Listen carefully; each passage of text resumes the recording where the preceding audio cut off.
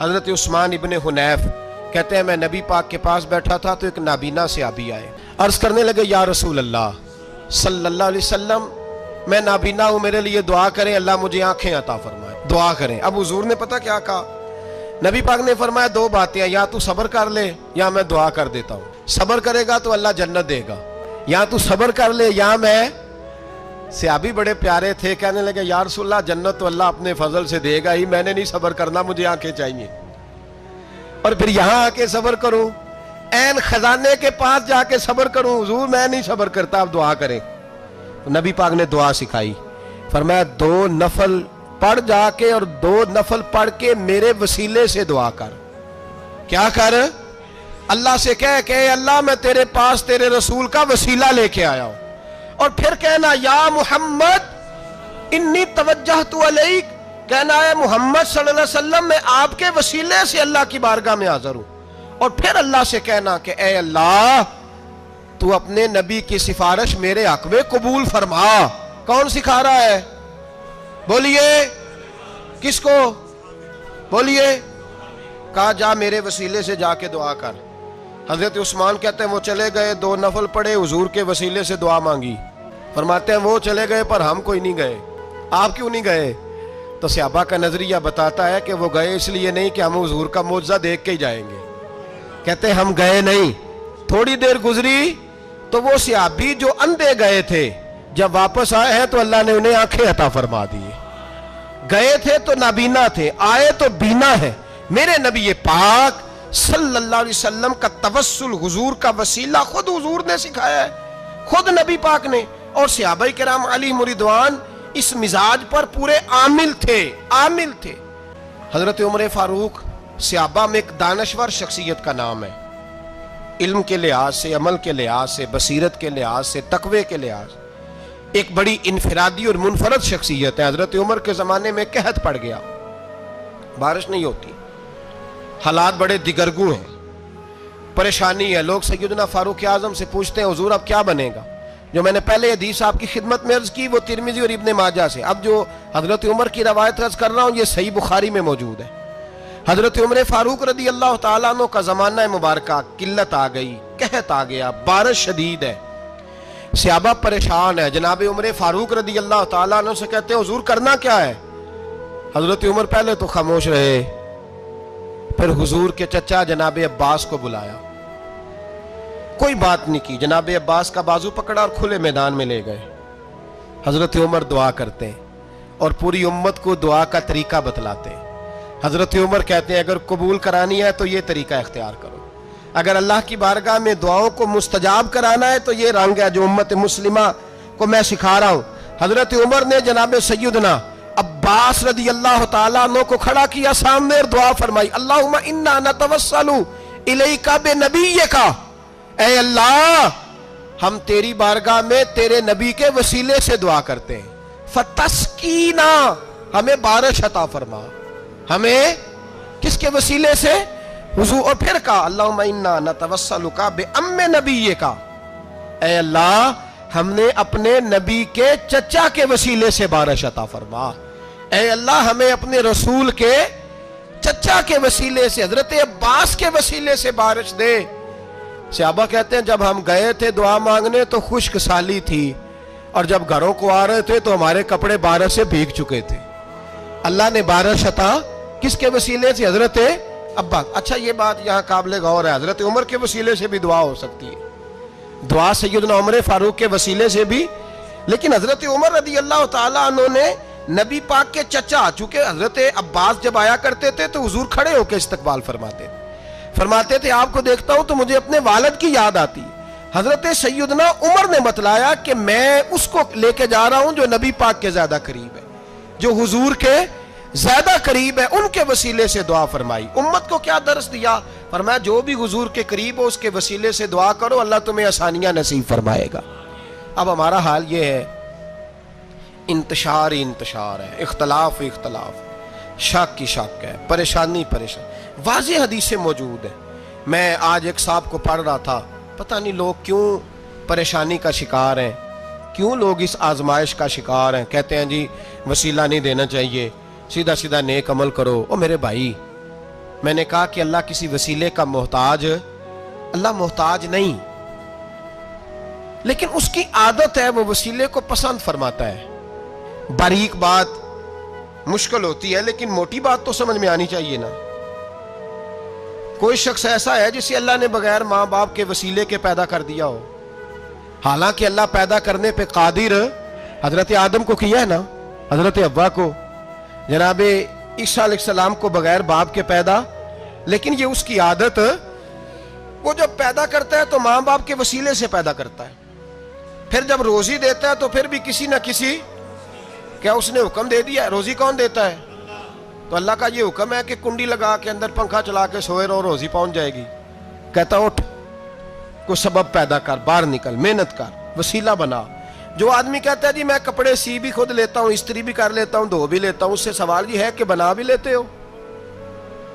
اس کا مطلب ہے اللہ نے بندوں کو بندوں کا محتاج، بندوں کے لیے بندوں کا وسیلہ اللہ نے رکھا ہے۔ ہماری یہ موٹی سی بات بھی عقل میں نہیں آتی، موٹی سی بات بھی کہتا ہے جی نہیں ڈائریکٹ، او خدا کے بندے تھوڑا غور کر، دیتا اللہ ہی ہے اور دے گا بھی اللہ ہی، لیکن جو ذرائع، جو وسیلے، جو سبب اللہ نے ہمارے لیے مقرر کیے ہیں، ہم اس سبب کا انکار کر سکتے؟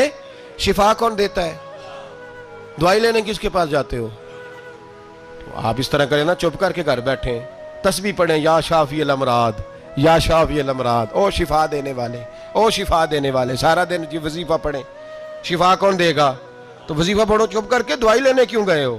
لیکن اللہ کے حبیب کا ہی فرمان ہے کہ بیمار ہو جاؤ تو دوائی بھی کھاؤ، پرہیز بھی کرو۔ یہ سارے فرمان ہمیں بتاتے ہیں کہ وسیلہ لینا، وسیلہ دینا، یہ تو اللہ تبارک و تعالیٰ کا طریقہ مبارکہ ہے۔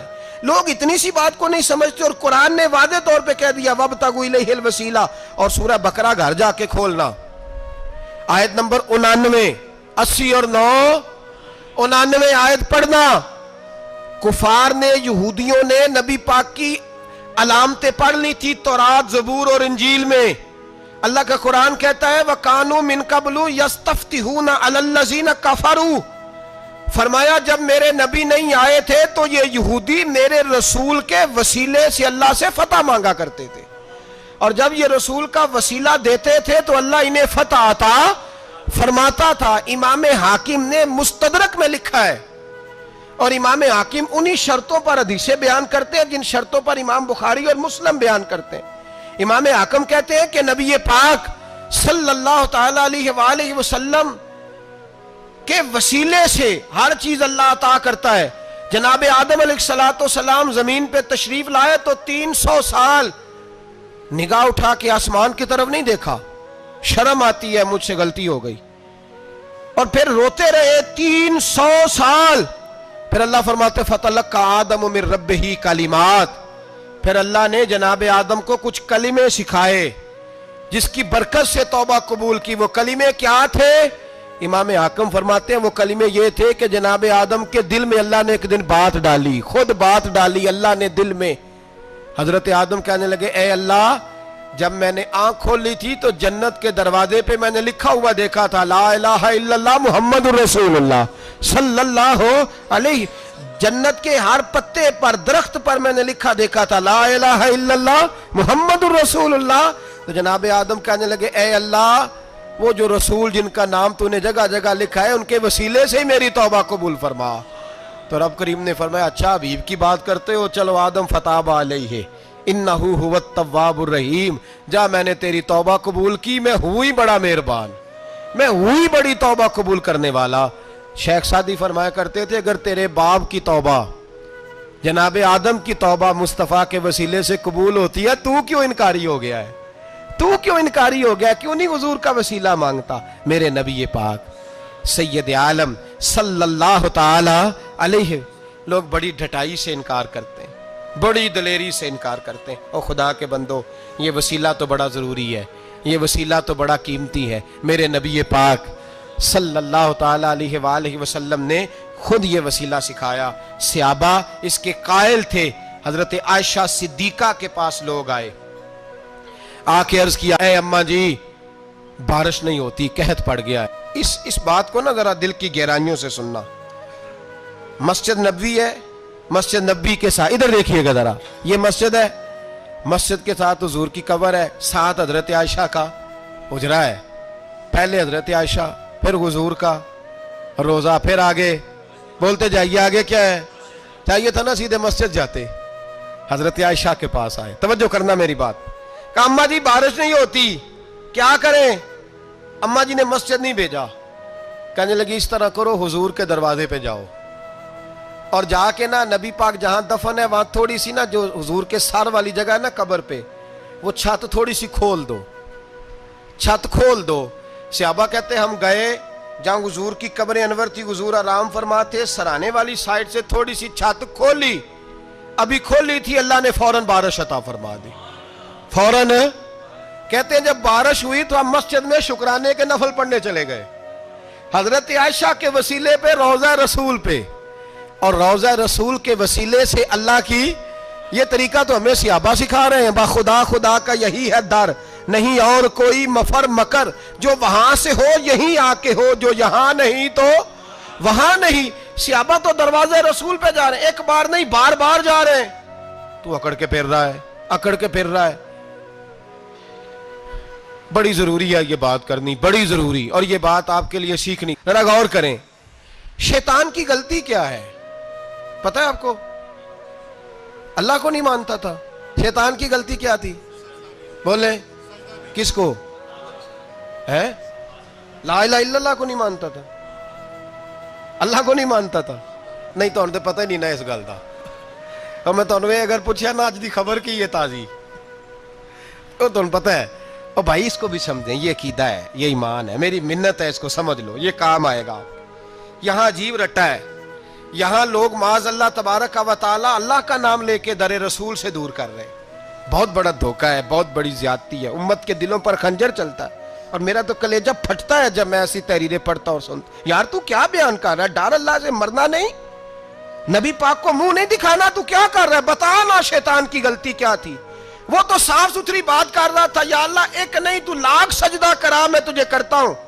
اللہ نے فرمایا ادھر آنا, میرے محبوب کو سجدہ کر. کہنے لگا نہیں کرتا. فرمایا فخرج فإنک رجیم, نکل جا تو لانتی ہے.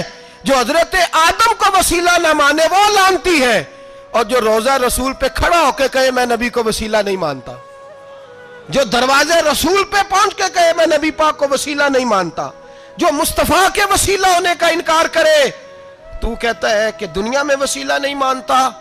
اللہ تو قیامت کے دن بھی کہتا ہے جو مصطفیٰ کے پاس سے ہو کے آئیں گے میں بخش دوں گا. شفاعتی لعال الکبائر من امتی, حضور فرماتے ہیں موٹے موٹے گناہگار آتے جائیں گے, کالی کملی کے نیچے چھپاتا جاؤں گا, جنت میں بھیجتا جاؤں گا.